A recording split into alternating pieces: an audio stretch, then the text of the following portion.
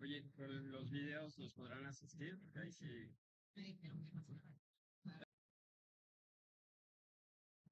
Muy buenas tardes. Esta mesa de diálogo se llama Nuevos métodos y herramientas y agradecemos mucho la presencia eh, en la moderación del arquitecto Oscar David Serrano Plasencia. Muchas gracias, Oscar.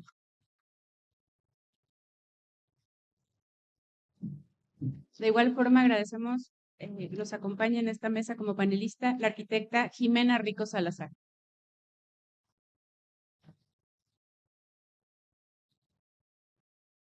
El arquitecto Roman Bolaños Linares. Muchas gracias, arquitecto.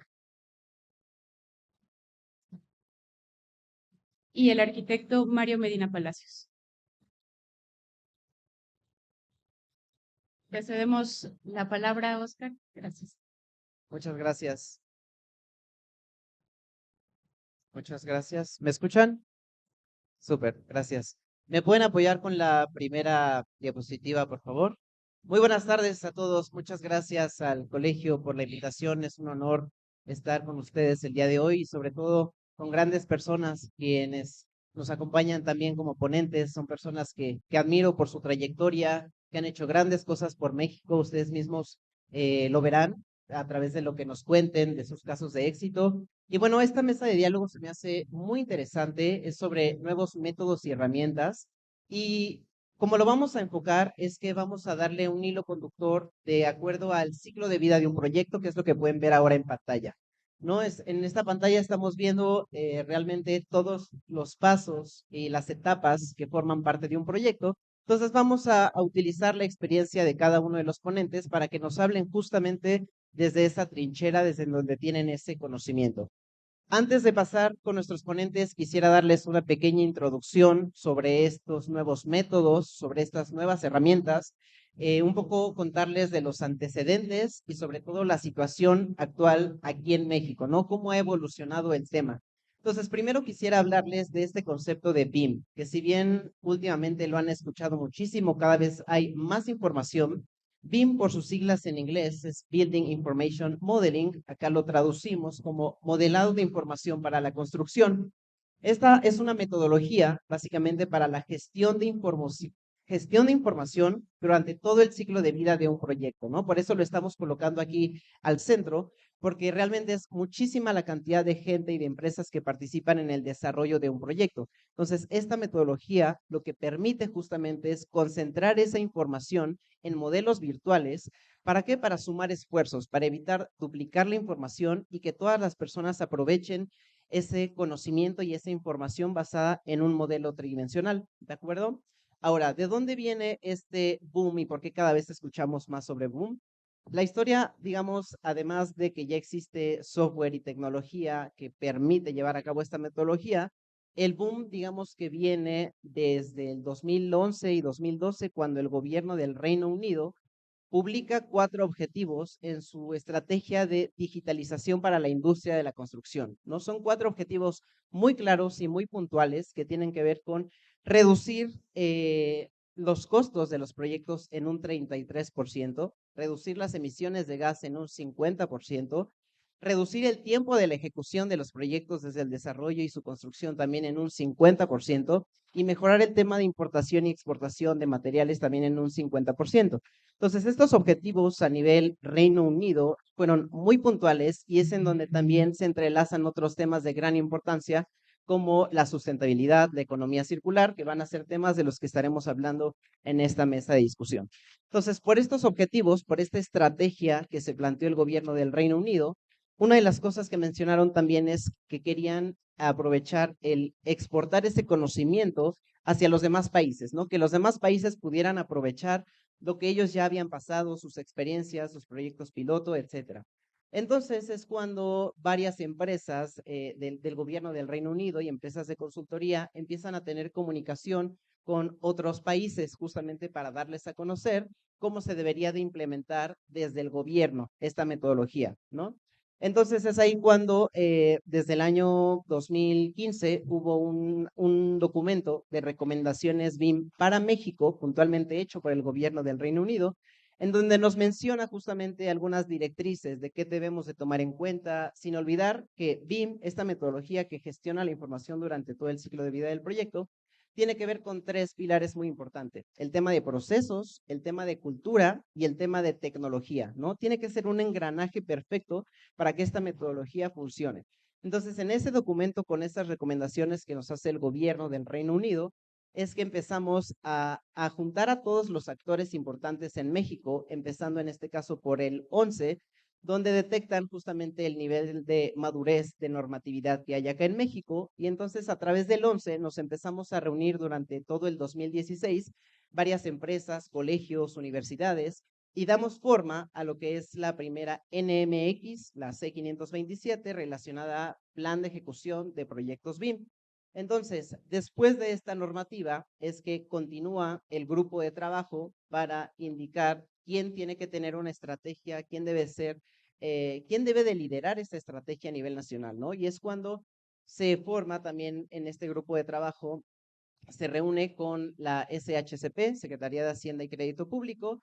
Por lo mismo, como ellos son los que controlan el dinero de la obra pública, pues algo que es de interés para todos nosotros es saber que se están usando los recursos de forma eficiente, ¿no? Y como esta metodología, eso es lo que permite la transparencia y la eficiencia de recursos durante todo el desarrollo de los proyectos. Entonces, en marzo del 2019, la SHCP publica esta estrategia de implementación BIM para México, ¿no? Y mucho tiene que ver basado en estas recomendaciones que nos hizo el gobierno del Reino Unido, tiene que ver con la NMX que habíamos desarrollado para el plan de ejecución. Y bueno, paralelamente es cuando toma mucha más fuerza el grupo de trabajo para México, BIM Task Group MX, que es presidido por justamente Jimena Rico. Les va a hablar un poco más sobre esto, ¿no? Entonces, este grupo tiene como finalidad empujar y promover el tema de la implementación BIM desde la industria, desde gobierno, desde la academia, es decir, jalar parejo, ¿no? Necesitamos un trabajo en equipo, entonces es ahí uno de los grandes esfuerzos que está haciendo justamente, que está liderando justamente Jimena.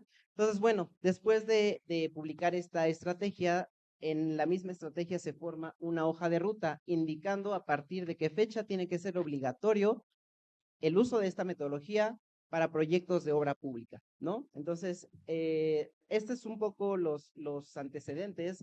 Durante esta charla y durante esta mesa iremos hablando ya de los beneficios más puntuales en cada una de las etapas, pero bueno, actualmente, gracias a este esfuerzo de BIM Task Group, gracias a estos antecedentes del 11, quienes desarrollamos la NMX y por supuesto todo lo que está liderando Jimena, es que se ha avanzado a un nivel en el que actualmente ya hay muchas dependencias de gobierno solicitando y modificando sus términos de referencia para que todos los proyectos se realicen bajo esta metodología, ¿no? Porque es algo donde le podemos sacar muchísimo beneficio.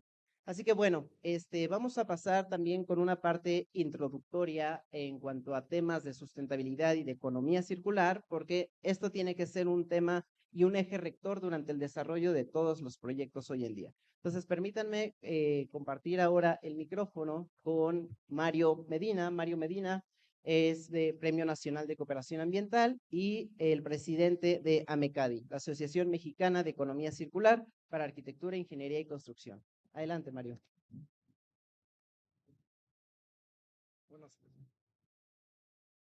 Buenas tardes, mucho gusto en saludarlos. Veo muchas caras conocidas de compañeros y compañeras. Y gracias, Oscar. Sí, creo que para entrar en contexto, me gustaría en esta mesa poder comentar sobre lo que nos enseñó la pandemia. Y algo muy importante que tiene que ver con todos nosotros es el trabajo colaborativo que la humanidad hizo para que, por ejemplo, en cosas tan importantes como la creación de una vacuna, la pudiéramos hacer en tiempo récord, ¿no? Nuevas metodologías y el pensamiento sistémico hoy son lo más importante en el futuro de la humanidad. Los arquitectos debemos dar pronta respuesta a grandes retos como la transformación del espacio construido, de las ciudades, y también el cuidado del medio ambiente. El calentamiento global es una realidad. De acuerdo al Programa de las Naciones Unidas para el Medio Ambiente, la cantidad de gases de efecto invernadero que nuestra industria produce están alrededor del 30 y el 35%. El 25% de las partículas suspendidas de esa gran nata café que vemos en la ciudad pertenecen a partículas suspendidas que provienen de nuestra industria, de la industria de la construcción. En México, hoy nos estamos enfrentando a unos problemas ambientales que afectan a toda Latinoamérica. Voy a presentar rápidamente algunos datos y creo que lo más importante de esta presentación será el punto siguiente. En México, 5 millones de toneladas de residuos de construcción se producen al año y se han tirado por años en zonas más pobres. Dañan ecosistemas, aguas y tierra. La norma 018, como ya lo mencioné, producen parte de estas partículas suspendidas en las ciudades. Estas dos fotografías me llamaron mucho la atención. Hace años que estamos trabajando con un grupo de investigadores y especialistas en este tema.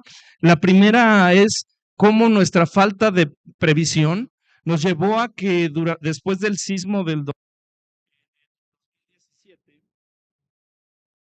después del sismo del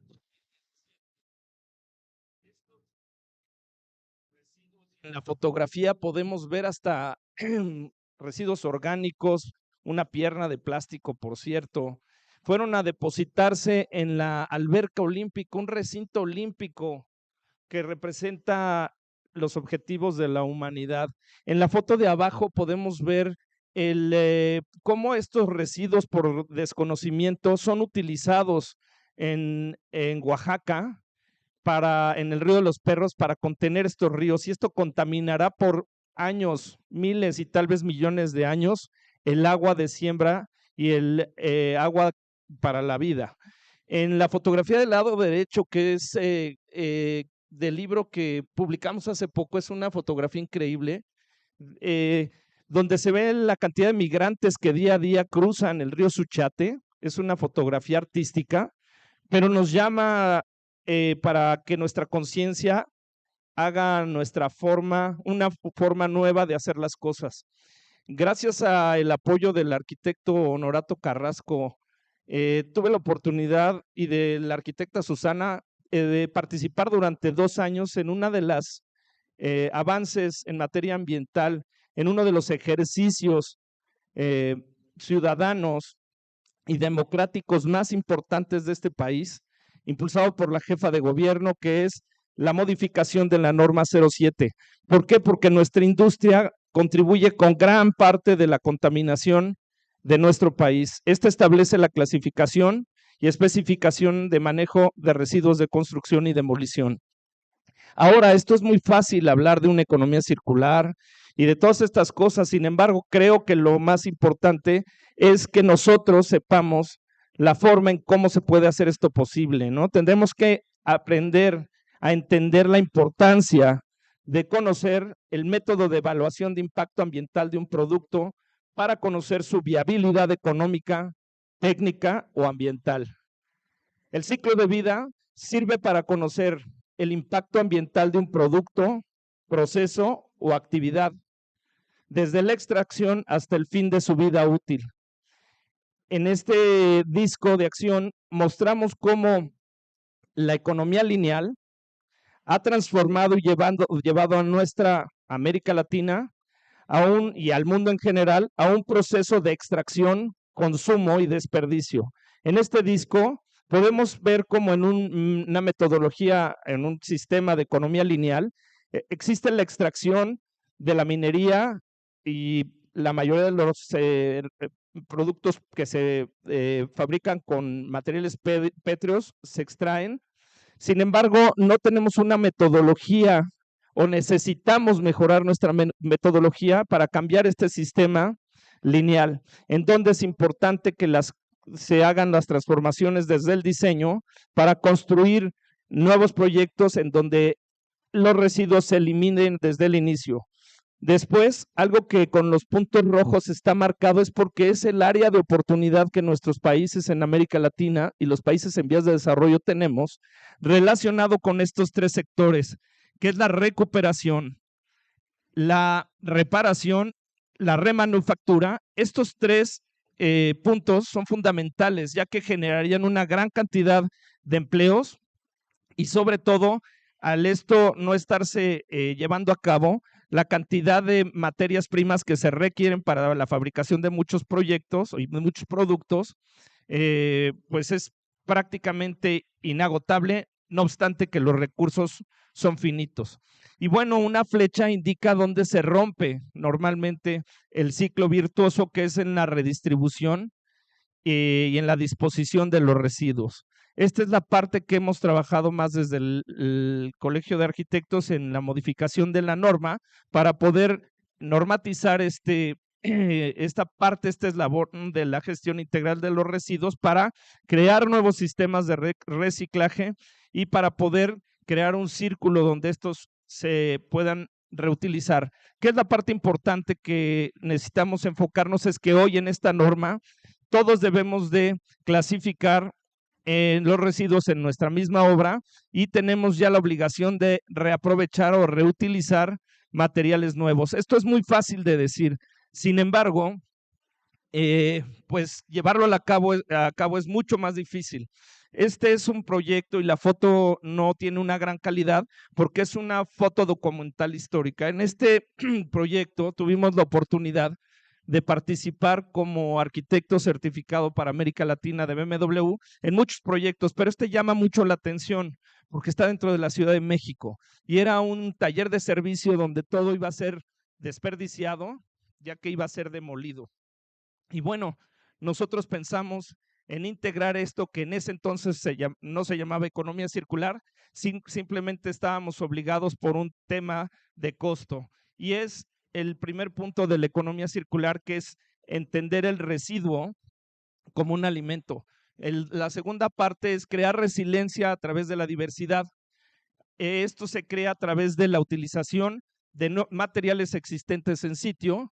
Y la parte importante, que es la parte número 3, es que los sistemas vivos funcionan con energías renovables. Este es un taller que, a diferencia de muchos otros talleres a nivel mundial, solo consume el 30% de la energía necesaria. Y esto sirve para comprobar que el pensamiento sistémico y el ciclo de vida tienen un impacto ecológico, económico y social. La parte importante aquí que tuvo que ver con la ingeniería de costos fue detectar que el insumo más costoso era el saneamiento del terreno. Muchos amigos ingenieros, arquitectos como el arquitecto Muciño, que está aquí, sabrá que el costo de transportación para el saneamiento de un terreno es muy alto, perdón. Entonces, esta fue la parte que hicimos para el saneamiento utilizando y recuperando el terreno que existía ahí, el material, ya que esto está en una zona ladrillera a un lado de la Plaza de Toros, México. Y a través de mecánica de suelos, quiero hacer mención que sistemas especializados como BIM y la tecnología que hoy tenemos para los estudios de mecánica de suelo nos permitieron recuperar todas esas toneladas de residuos de construcción para crear un nuevo suelo con material reciclado, y esto nos llevó a tener un impacto económico muy importante, la reducción de gases de efecto invernadero por traer material nuevo de minas de alrededor de la ciudad y dejar de emitir muchísima cantidad de residuos de construcción. Con eso quiero terminar mi primera participación y posteriormente hablaremos un poco más a detalle sobre el tema de la norma 07. Muchas gracias. Dejo el micrófono para nuestros compañeros. Sí, gracias, Mario. Entonces, ya vimos dentro del ciclo de vida de un proyecto, cuando empezamos desde la etapa de programación, la importancia de tomar la sustentabilidad como un eje rector desde el inicio del proyecto, ¿no? No podemos decir que queremos hacerlo sustentable ya cuando esté avanzado el proyecto. Tiene que ser desde un inicio cuando lo planteemos de esa forma. Ahora, vamos a pasar a la siguiente etapa del ciclo de vida, que sería el diseño conceptual, ¿no? Después de tener una programación, un estudio de factibilidad, pasamos al diseño conceptual y ahí es donde, permítanme presentarles a Ronan Bolaños. Él es de la Facultad de Arquitectura de la UNAM, el coordinador responsable del ATE. Adelante, Ronan. Bueno, buenas tardes a todos. Muchas gracias por recibirme, gracias por la invitación, Oscar, el arquitecto Carrasco en particular. Bueno, en particular, lo que hacemos en el laboratorio y lo que hacemos en la facultad es impulsar la aplicación tecnológica en sus diversas vertientes. Y curiosamente, BIM no es propiamente una tecnología que nosotros incorporamos, pero sí que es convergente. Utilizamos nosotros sobre todo interfaces de programación gráfica y diferentes componentes que son más bien de bajo nivel para desarrollar programación, que luego nos sirve incluso para la producción misma de los objetos.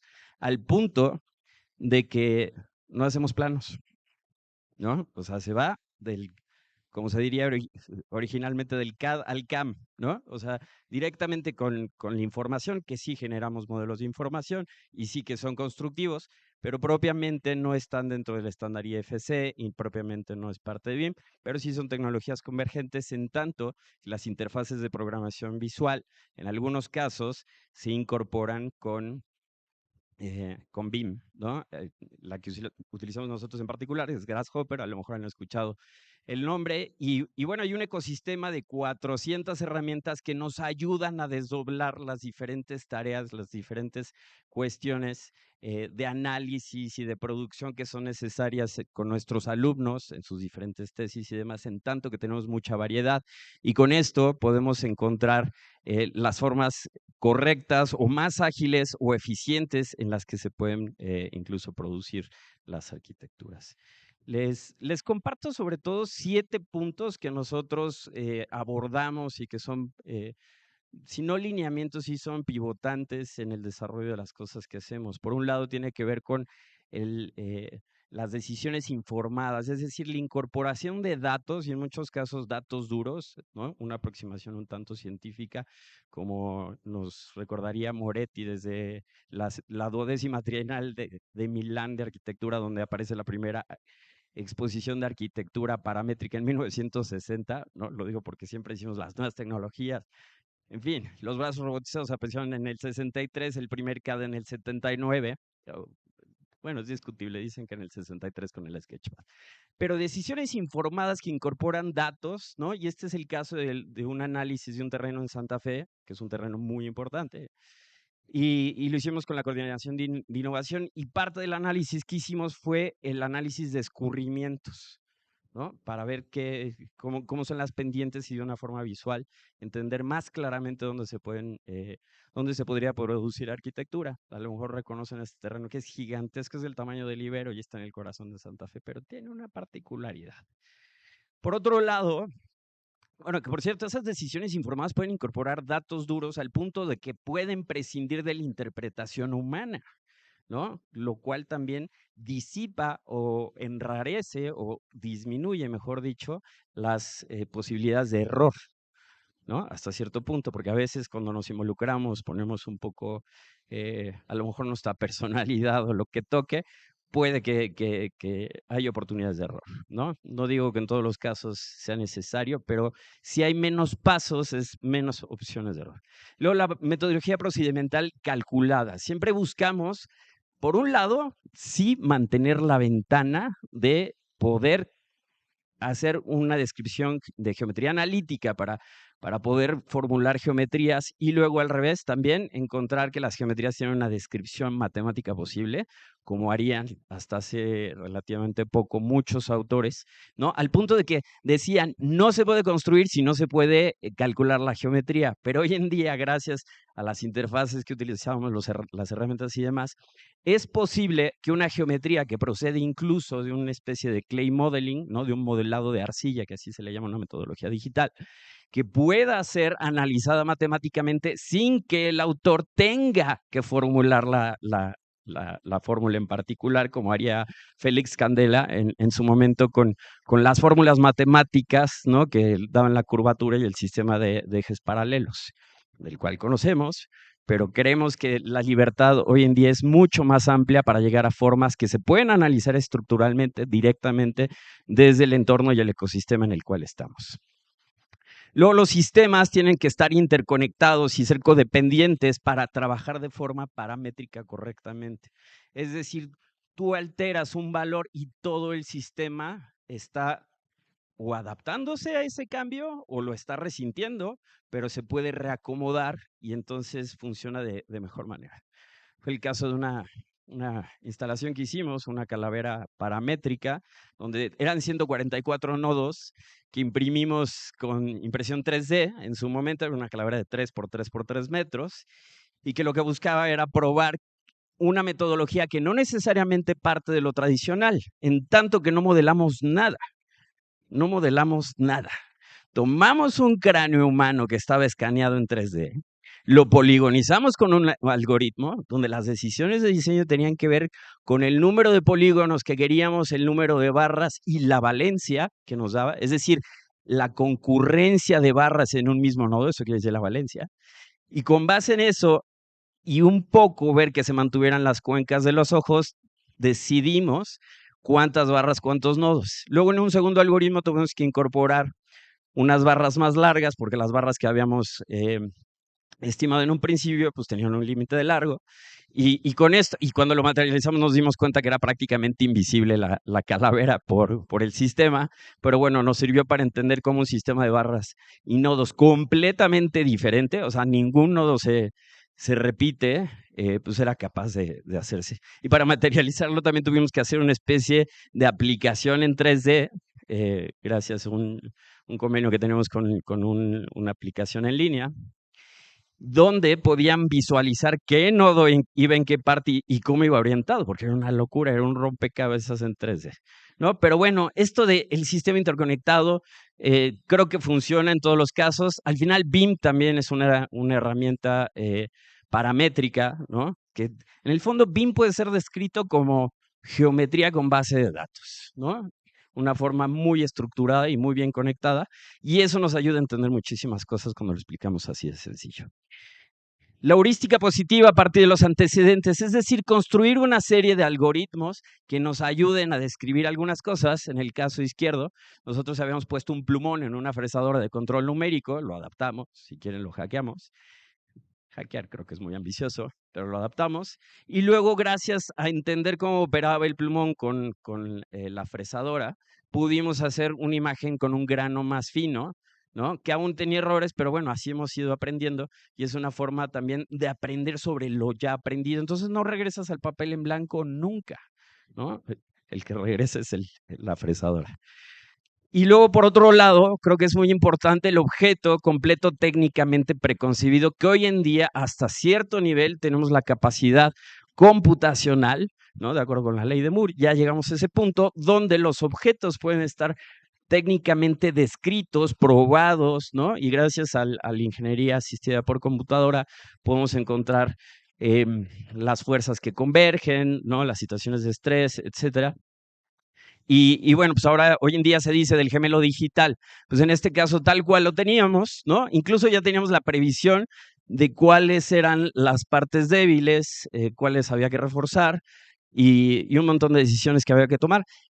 Y construimos el pabellón para la reciente exposición de Mextrópoli, que estuvo el fin pasado, y lo construimos con fresado de control numérico, con nuestro brazo robotizado también fresamos, con corte láser, pero el tema es que tuvimos una precisión de 100 micras. Esa fue nuestra precisión. Es decir, 0.1 de milímetro era la precisión que nos dimos para poder ensamblar el pabellón y funcionó.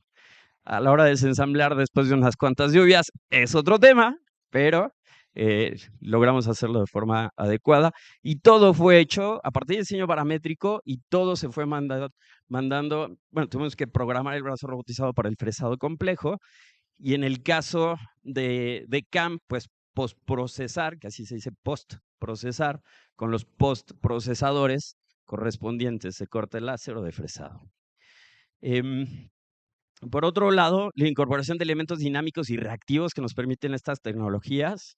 Esto lo hice para este congreso. Verán que ahí dice CAMSAM. Lo hice ayer. Y bueno, un edificio que respira y que mueve las lamas y tal, y se puede hacer de forma muy ágil, ¿no? Que algunas herramientas pues, nos lo permiten hacer, ¿no? Me brinco rápido al 7 ya para terminar, porque estoy un poco encima del tiempo. Y luego, bueno, estas mismas dinámicas también nos permiten actuar de forma no solo proyectual, sino también analítica. Hemos utilizado las herramientas para el análisis de entornos. El caso de la izquierda, que tenemos el pequeño rectángulo con los píxeles de colores, que a partir de un mapa de calor, hicimos un pequeño análisis del internet que teníamos en la facultad. Con un teléfono se ponía modo de avión, se quitaba el modo avión, había nos decía una lectura, y bueno, en su momento entregamos este análisis y creo que fue bien recibido. Y del lado derecho, con la misma idea del mapa de calor, lo utilizamos para una tesis de un alumno que trabajó sobre navegabilidad en el espacio, es decir, cómo lo entiendes, cómo lo interpretas y cómo llegas de un punto a otro, ¿no? Entonces el XY nos lo daba una aplicación que llevaba en el teléfono que se llama Strava, ¿no? Y luego la Z la convertimos en el tiempo que permanecía en ese punto para entender qué tanto estaba entendiendo o dónde se paraba a leer el espacio, o bien de plano a quien le preguntaba, ¿no? Lo hicimos en la explanada de CU, donde teníamos personas que conocían el campus, que no lo conocían para nada o que medio lo conocían. Y bueno, la señalética, la verdad, es un poco compleja de leer. Entonces, tuvimos resultados muy interesantes de cómo la gente navegaba, ¿no? Eso en cuanto a algunos principios sobre el diseño paramétrico que nos ayudan a construir modelos, ¿no? En este caso que pueden ser conceptuales y ya no son conceptos figurativos, ¿no? No son conceptos tampoco necesariamente poéticos, sino que atraen muchos valores, datos y una perspectiva un tanto científica para empezar a configurar el objeto. Y como decía Moretti en su momento, en el 71, en sus puntos describe que bueno, la actuación artística del arquitecto tiene cabida en tanto que ya está aplanado hasta cierto punto la parte científica del proyecto. El 71 nos lo compartía, creo que es muy interesante y paso la palabra. Gracias, Ronan. Esto que ha presentado realmente es muy interesante. No sé cuántos de ustedes hayan tenido la oportunidad de ya experimentar un poco con el diseño paramétrico. El diseño paramétrico es una tendencia en las metodologías de diseño que básicamente consiste en hacer la programación de un algoritmo en donde nosotros mismos establecemos cuáles son nuestros límites mínimos, máximos, pero al modificar el algoritmo, el mismo software nos puede arrojar una infinidad de posibilidades formales, que es en donde vemos cómo podemos ahorrar incluso muchísimo tiempo en el desarrollo de un proyecto.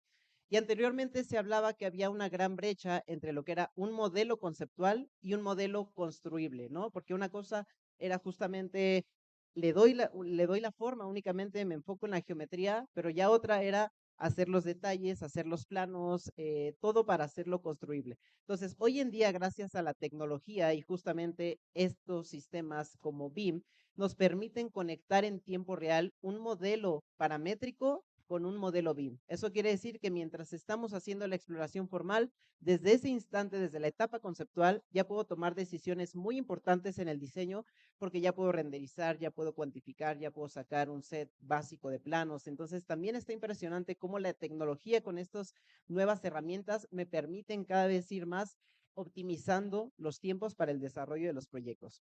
Ahora, una vez que transitamos del modelo conceptual o del diseño conceptual ya a un diseño detallado, también hay un concepto sumamente interesante hoy en día que es el diseño integrado, ¿no? Que básicamente se refiere a una colaboración temprana entre arquitectos e ingenieros. ¿Por qué es importante? Porque como tradicionalmente y antes se hacía, es que simplemente el arquitecto hacía una propuesta de su proyecto y hasta terminar el proyecto hacía esta transición con las ingenierías para hacer el cálculo y para hacer todo lo demás, ¿no? Entonces era un como proceso bastante lineal.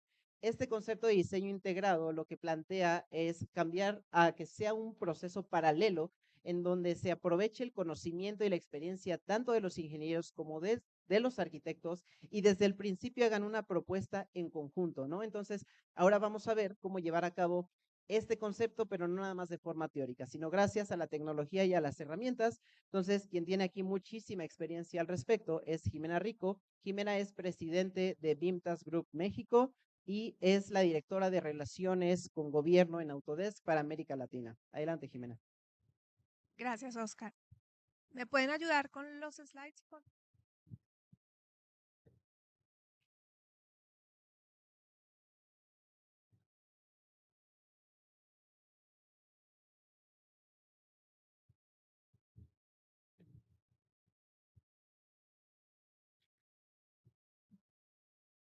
Ya, gracias. Bueno, vamos a empezar hablando de este tema con cifras, ¿no? Que creo que son pues muy relevantes. Estas cifras que van a ver, esta es la primera, pero tengo varias más que les voy a ir mostrando. Son de estudios que ha hecho la Cámara de Construcción estadounidense y la AIA, que yo creo que todos están familiarizados con ellas, y que la verdad son cifras que como arquitectos no nos gusta ver, pero pues que alguien nos las tiene que mostrar, ¿no? La primera es esta. El 92% de los propietarios de proyectos dicen que la información que los arquitectos entregamos no es información suficiente para poder empezar la construcción de un proyecto, ¿no? Entonces, eso es lo primero que hay que tener en cuenta. Es una cifra muy importante, es un porcentaje bastante alto, ¿no? ¿Qué significa eso? Que cuando le llegamos, como dice Oscar, en un proyecto lineal, haciendo un diseño y se lo pasamos al ingeniero para que haga los cálculos estructurales, dicen esto no sirve para nada, tengo que volver a hacer los cálculos, tengo que volver a hacer tengo que volver a generar la información que realmente me permita construir. Esa es la primera y la mayor ineficiencia que puede existir en un proceso constructivo, ¿no? El 82% de los propietarios de proyectos también mencionan la necesidad de una mejor colaboración con sus contratistas. Dicen que es una de las principales causas de retrasos de sobretiempos y de sobrecostos, es ese proceso colaborativo con todo su ecosistema de proveedores, de contratistas, de ingenierías y demás para poder sacar adelante un proyecto, ¿no? El 77% de los proyectos constructivos no se terminan en tiempo y yo creo que eso lo vivimos y lo padecemos todos, ¿no? Y los sobretiempos pues cuestan dinero, ¿no? Cuestan dinero en renta de equipo, en honorarios de la gente, en muchas cosas. El 77% de los proyectos no se terminan en tiempo. No sé ustedes pues si construyen cómo tendrán esa cifra medida, pero pues es una cifra que también genera un poco de inquietud. Y este es un estudio que muestra cuáles son los principales retos, que la verdad es sorprendente ver. De un lado de la pantalla están como los principales retos que tienen y del otro de la pantalla lo que menos urgente consideran. Entonces, si ven no sé si se alcanza a leer, si lo alcanzan a ver. Bueno, si ven de este lado de la pantalla los retos que son más importantes, por ejemplo, el tema del sobrecosto por las órdenes de cambio en un proyecto, ¿no? Es un sobrecosto importante y toda la lista que tienen acá. Pero si ven de este lado y cuando ven el tema de tecnología que podría resolver muchos de los problemas que están acá, no consideran, la mayoría de los quienes contestaron esta encuesta, no consideran que la tecnología sea la respuesta para los problemas que tienen del otro lado, ¿no? Entonces yo creo que ahí es donde tenemos que empezar a trabajar porque la tecnología sí nos permite resolver todos estos grandes retos y nos permite pues intentar minimizar esas cifras que vimos al principio de la presentación, ¿no? El diseño integrado nos permite pues hacer lo que ustedes van a ver ahora en el video, ¿no? Cómo podemos planear un proyecto, cómo podemos interactuar desde el principio con las disciplinas, como Oscar decía, no solamente es diseñar algo que sea estéticamente bonito y funcional, sino que realmente sea construible, que utilice la menor cantidad de materiales posibles con la menor huella de carbono. Hay cifras de Naciones Unidas que son pues muy impactantes, que Mario compartió algunas al principio, pero nuestra industria es una industria altamente contaminante, ¿no? Y consume muchísima energía de la que se genera. No solamente generamos gases de efecto invernadero, generamos basura, desechos de desperdicios sólidos que después no se reciclan, sino que consumimos también altos niveles de energía. Cuando empezamos a hacer este tipo de planeación con todas las disciplinas que están interactuando, podemos tomar decisiones más responsables con el dinero de los dueños de los proyectos, más responsables con el ecosistema, más responsables pues con la misma disciplina que nos compete, ¿no? Muy bien, Jimena.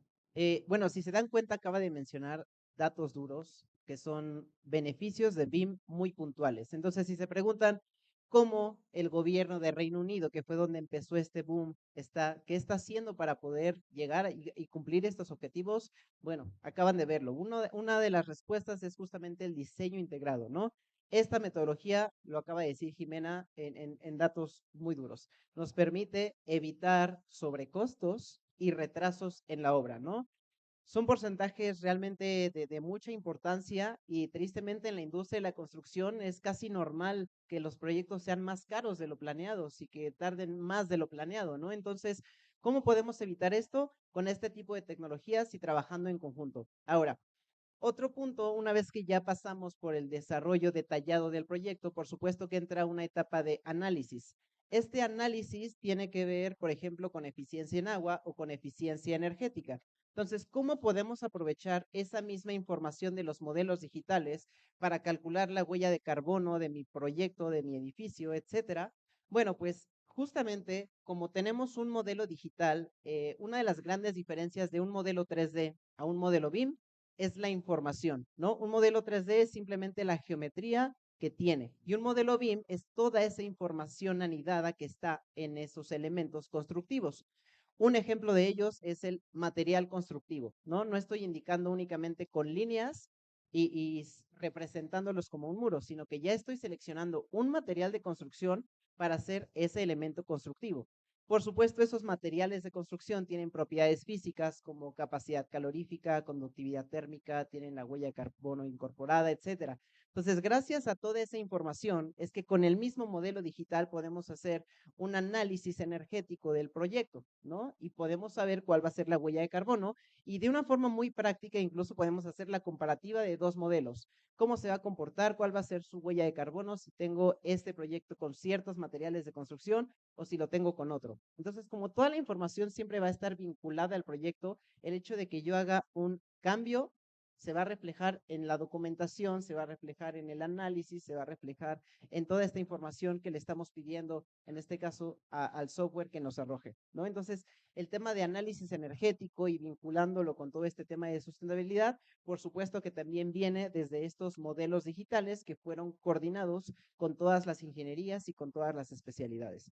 Ahora, otro de los objetivos que les mencioné al inicio de la presentación es reducir el tiempo de desarrollo de proyectos, ¿no? Reducirlos en hasta un 50%.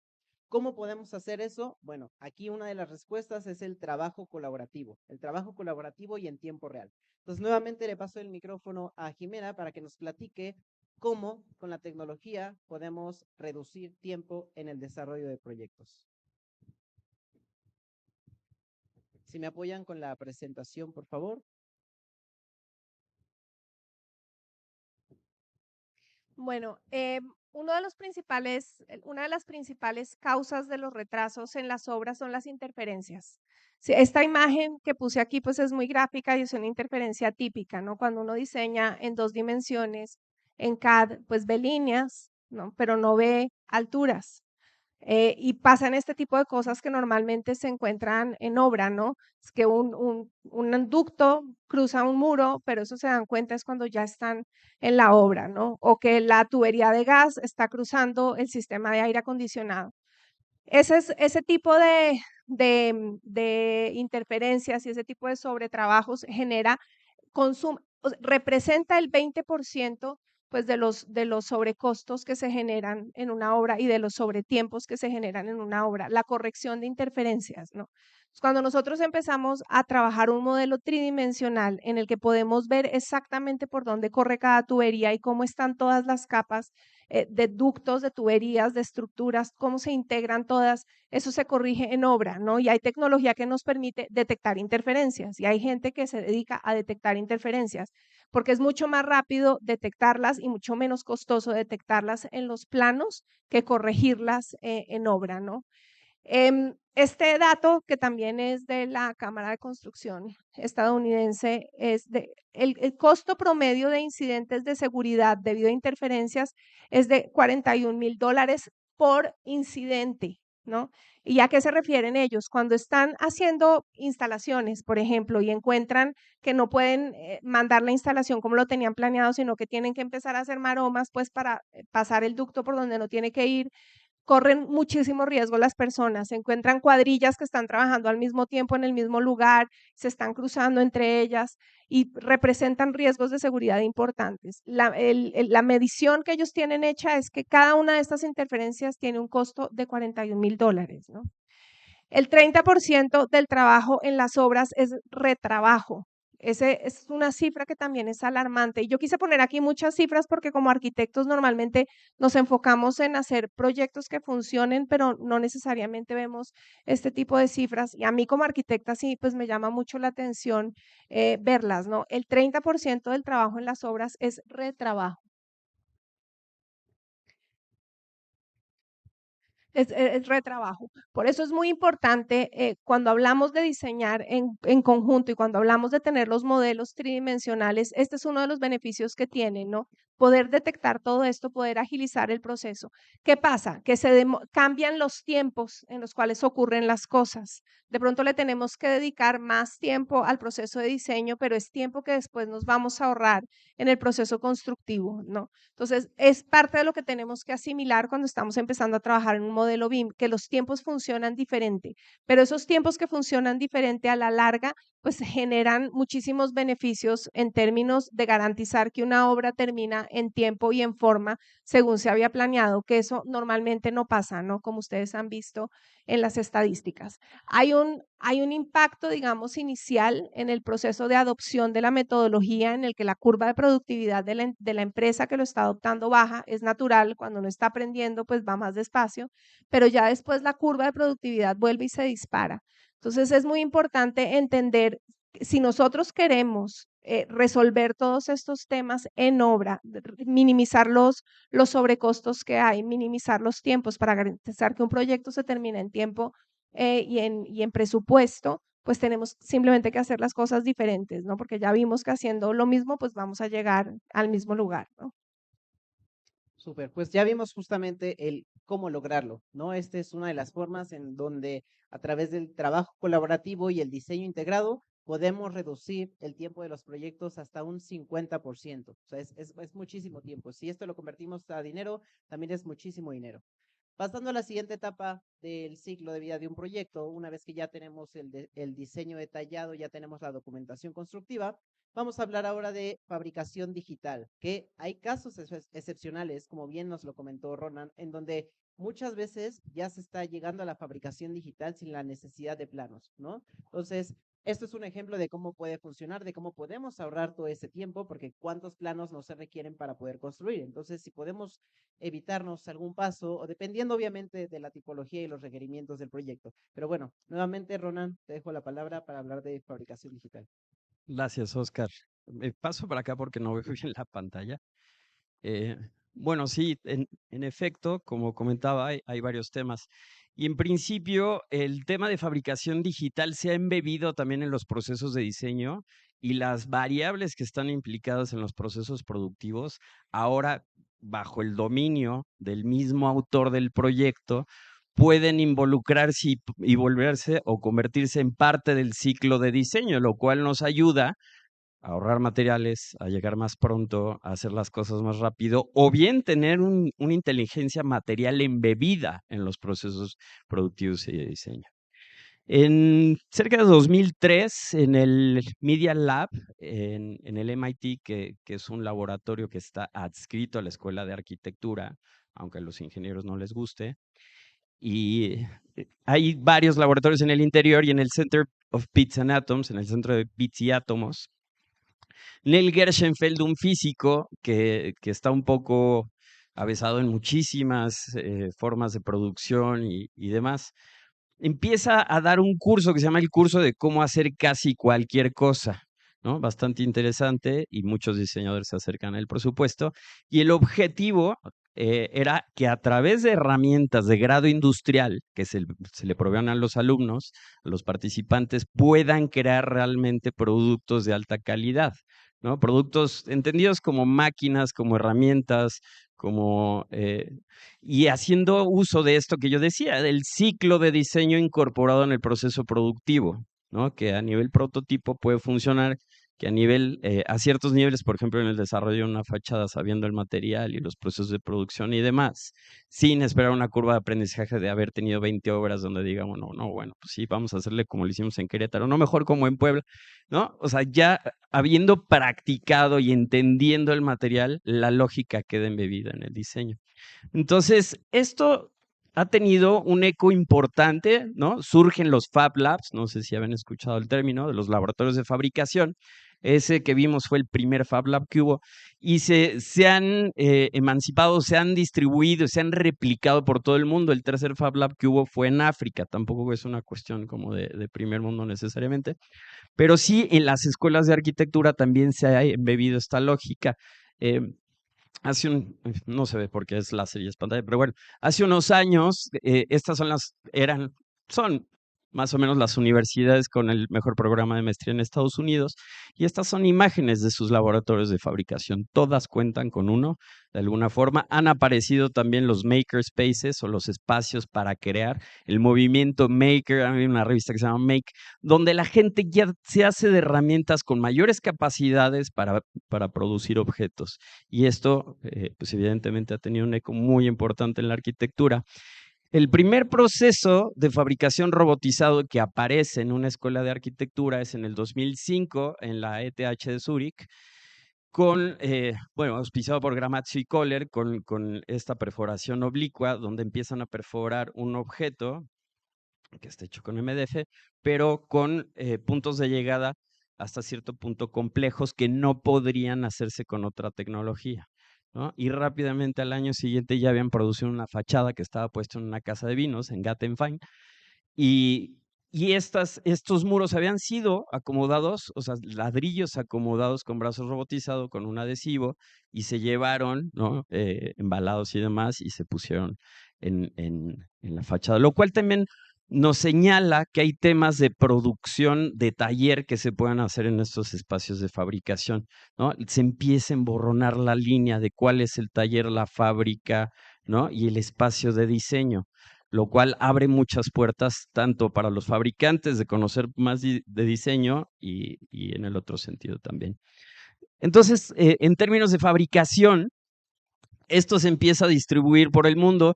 En el caso de la izquierda, es un proyecto que es un concurso, ¿no? Para hacer un memorial, y la idea es construirlo pues, en el menor precio posible, ¿no? Había una bolsa justa y los que presentaron una propuesta más económica, que también tenía que desarrollarse en cierto tiempo, eran alumnos y académicos de la Universidad de Michigan, del Tauman College, y hacen esto con recorte de brazo robotizado, con fresado, a partir de los talleres que tienen 3 pares de brazos robotizados montados sobre rieles desde el 2000 y pico, y poco, debería decir. Y bueno, esta es otra forma del lado derecho de entender cómo también hay una transferencia tecnológica de alto nivel, en tanto que la escuela de Zúrich se acerca con la de Delft, ¿no? En Holanda, y hacen este proyecto conjunto en una nave donde con 2 brazos robotizados empiezan ya con una cubierta, ¿no? Bastante sencilla, casi que ni cubre nada, pero bueno, pero para fabricar con filamento caliente estos bloques de unicel, y que luego se van a poder integrar por compresión para conformar una cubierta.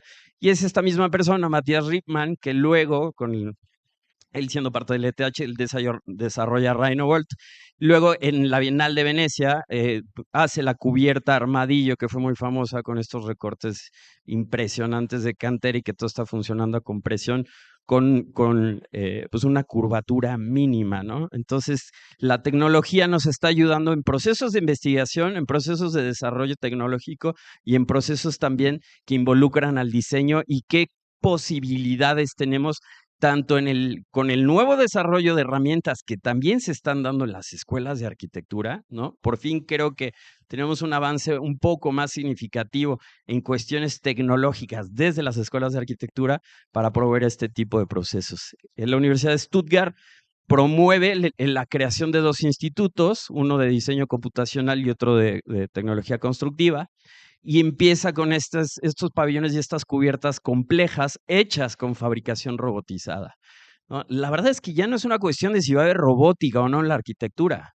La cuestión es cuándo, ¿no? O sea, en la construcción la va a haber sí, porque sí, ¿no? Nosotros hemos trabajado con procesos de fabricación aditiva y sustractiva, con una serie de piezas que tienen diferentes objetivos, ¿no? En algunos casos hicimos unas válvulas experimentales para el tema del COVID, materiales didácticos, ¿no?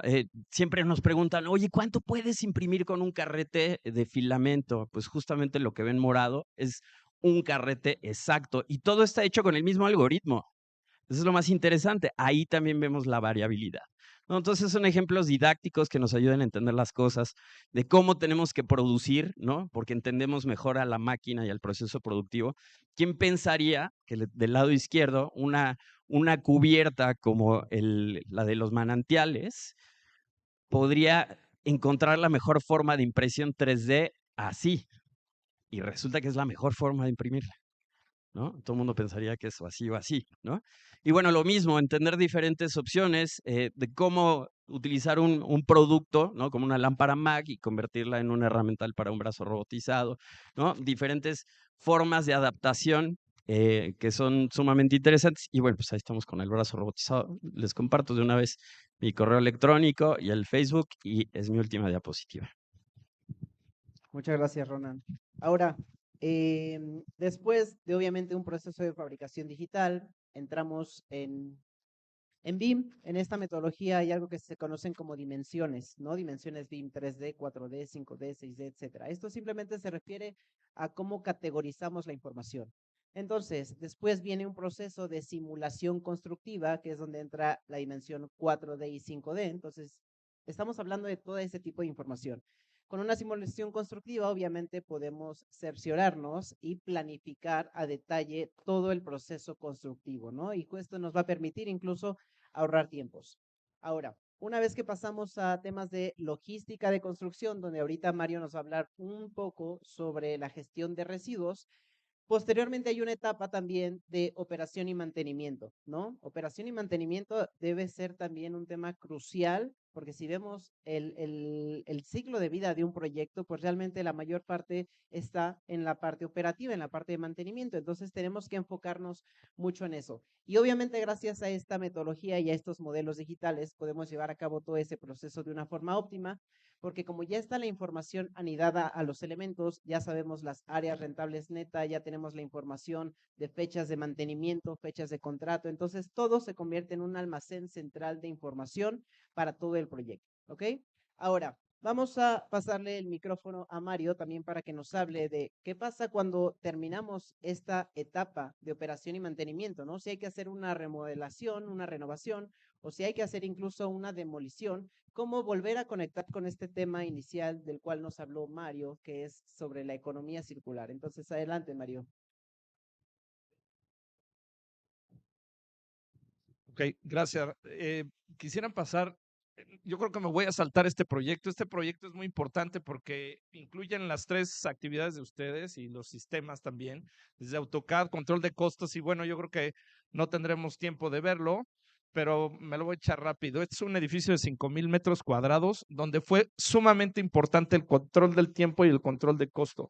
Esto no hubiera sido posible sin la actividad de arquitectos y de sistemas computarizados. Lo importante de este proyecto es que ha probado la extensión de vida útil de 10 años en un edificio de una empresa transnacional. Está basado en la oruga, en cómo una mariposa se transforma de un capullo a una mariposa, el color de la empresa, y está basado en la rueda.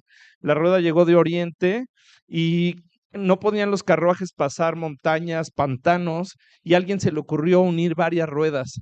Y con eso creamos un concepto para hacer la primera cosa que creemos que es uno de los primeros edificios pioneros en México que tiene de construcción.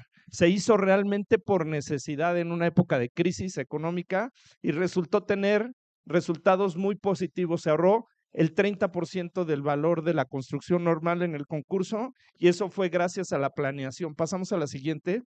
Este edificio se deconstruyó por completo en su interior y se volvió a reutilizar en el mismo lugar todo lo que existía dentro. Aquí podemos ver en la imagen del lado izquierdo cómo las lámparas se remanufacturaron, se desmontaron tuberías y muchas otras cosas. Y gracias a estos sistemas computarizados como AutoCAD, sistemas de costos, que es muy importante controlar esto y sobre todo respetar los reglamentos de construcciones y sus normas complementarias, que es el siguiente reto. Con esto se reutilizó todos estos materiales para construir esto. Aquí podemos ver las puertas reutilizadas, las cerraduras de las puertas, los muebles remanufacturados y con este efecto de oruga, que es lo que usa una máquina para construir aeropuertos. Y este invento de la humanidad permitió que el comercio fuera global. Son las oficinas de McCann Erickson y esto nos llevó a ganar el Premio Nacional de Cooperación y Reciclaje en tiempos muy cortos. Algo que me llamó mucho la atención que dijo Jimena es algo que recuerdo haber leído, que es Walt Disney dijo que los proyectos, el proyecto de Disney se hizo en 10 años y se construyó en 1. En México hacemos los proyectos en 1 y construimos en 10. Y creo que esto es lo importante del trabajo de mis compañeros que han estado mostrando.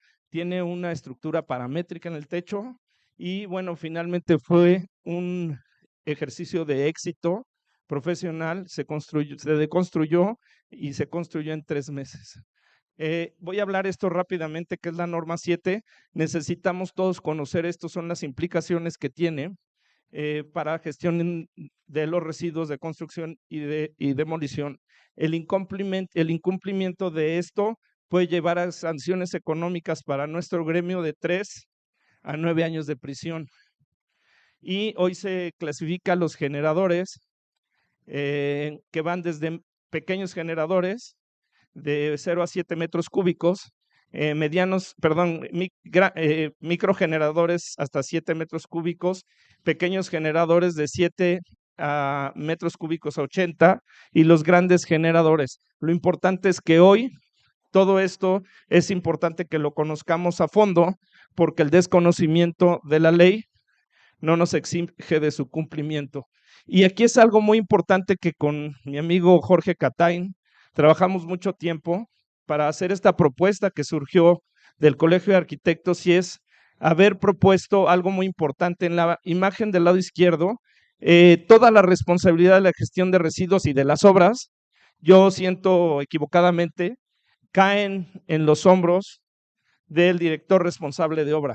Y creemos nosotros que en un tema tan importante de esto, haber propuesto desde el Colegio de Arquitectos y haber creado esta personalidad, que es la Unidad de Inspección de Residuos, nos ayudará muchísimo porque en el trabajo que he estado haciendo en la generación de normas para América Latina en 38 países, me he dado cuenta que debe de haber una gran especialización en esto y sobre todo en los estándares de calidad. Las ventajas de esta nueva norma es que debemos usar transportistas certificados o catalogados en el REMIR, tener el ciclo de vida de los materiales desde su generación hasta su disposición final, pasando por reciclaje. Y uno de los áreas de oportunidad que nosotros los arquitectos debemos de proponer en América Latina para generar nuevos empleos es crear estándares de calidad para materiales recuperados y materiales de reuso. Nuestro gran reto es reducir los residuos desde el diseño.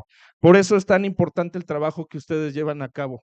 La estandarización de la calidad, tenemos que trabajar muy fuertemente desde el colegio para impulsar este tema, porque estamos enfrentándonos a la comercialización de materiales chatarras, como los blocks que provienen de los reciclados.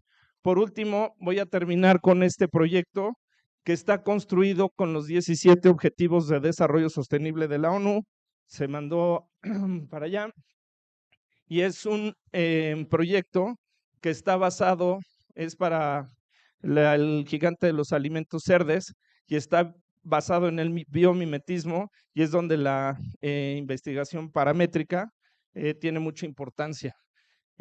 Decidimos trabajar con una comunidad indígena y esta comunidad indígena vive de los sillares de arena. Se hizo una evaluación térmica y de características de resistencia de construcción, y no obstante que muchas personas nos decían que si íbamos a construir en Querétaro usáramos otro tipo de materiales prefabricados, nosotros decidimos entrenar indígenas para rescatar esta actividad que en una población como esta que está al borde de la desaparición por miseria, puede traer nuevos empleos. Para este proyecto se utilizaron sistemas como de apoyo de diseño, como AutoCAD, Grasshopper, y además utilizamos la generación de gráficas para reducir y optimizar los recursos naturales, y queríamos hacer un edificio que pudiera demostrar que las tecnologías son buenas, pero la arquitectura también puede funcionar con una menor cantidad de estas, y logramos un trabajo muy exitoso a través de el control del ciclo de vida de los materiales. Estos son los estudios que hicimos térmicos. Es un edificio que capta agua, tiene generación de alimentos en la azotea, en un huerto, y se hicieron estudios de localización geográfica para iluminación, ventilación y temperatura. Y el resultado fue este. Aquí fue muy importante el trabajo efectivamente de el proyecto, ya que estas estructuras, por su forma compleja, tenían que ser diseñadas en un sistema computarizado para después meter en una máquina que pudiera generar en tamaño real esto. Aquí en la parte superior izquierda podemos ver a los indígenas, y lo importante de este material es que tiene una huella de carbono prácticamente nula, no usa hornos para su cocción, y su transportación está a menos de 40 kilómetros del área de instalación. Y sobre todo esto me gusta mucho platicarlo, porque nos quedamos sin personal a la mitad de la obra. Corrí a Querétaro y pregunté por qué había sucedido esto. Y la realidad es que vi una camioneta que se paró y se llevó a este último empleado que estaba ahí. Después de analizar esto, nos dimos cuenta que lo que habíamos creado es una mano de obra de calidad que ya era demandada en otras obras. Eso crea un efecto resiliente, y es en lo que los arquitectos debemos de trabajar. Se entrenó al doble, y este fue el resultado de este edificio. Es un edificio que vive o que funciona con solo el 30% de la energía necesaria. Fue construido a través de sistemas computarizados, y sobre todo es 100% desmontable y deconstruible. Y al final de su vida útil, el edificio volverá a ser parte de la tierra misma.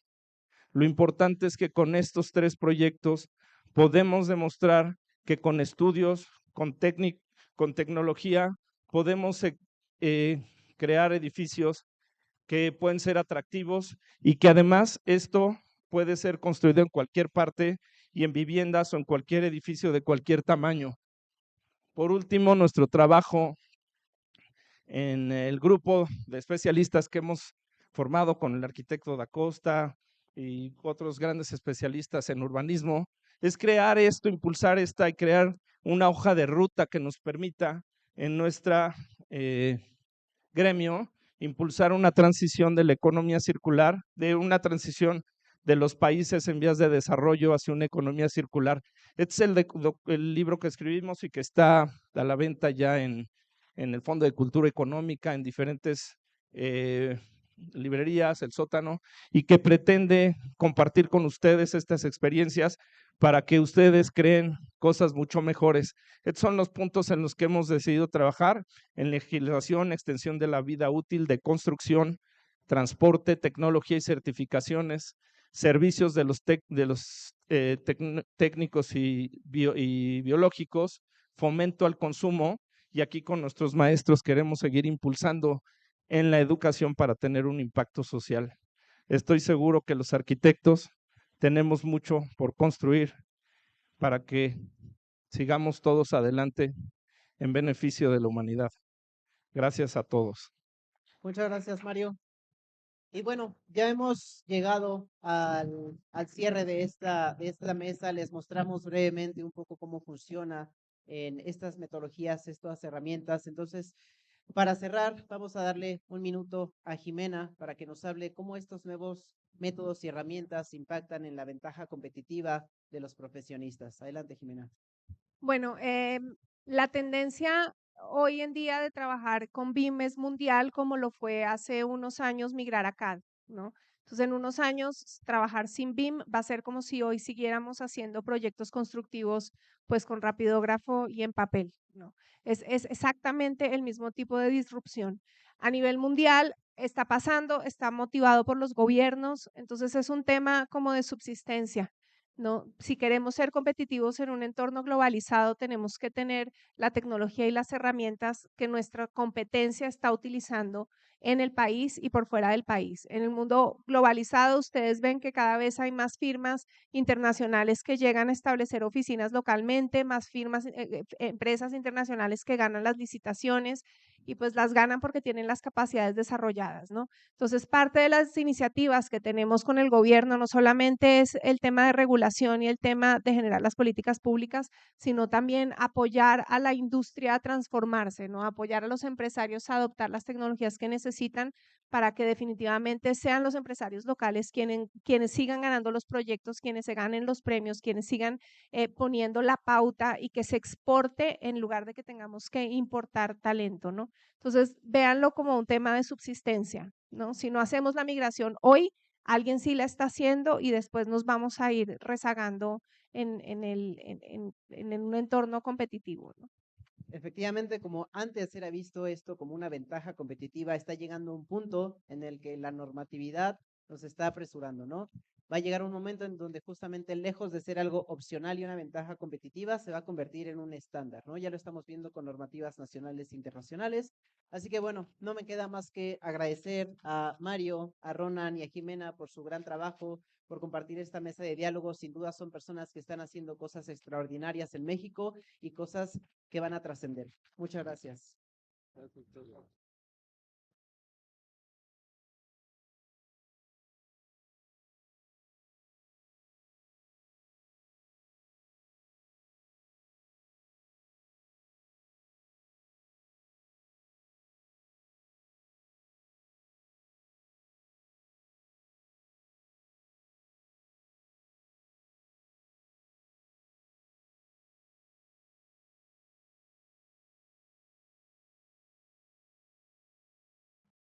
Agradecemos mucho a nuestros panelistas de la mesa de nuevos métodos y herramientas y vamos a entregarles sus reconocimientos. Comenzamos con la maestra Jimena Rico Salazar.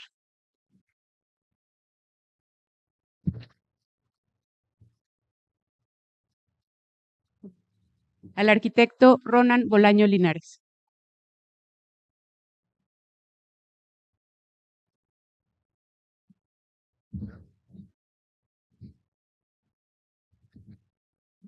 Arquitecto Mario Carlos Medina Palacios.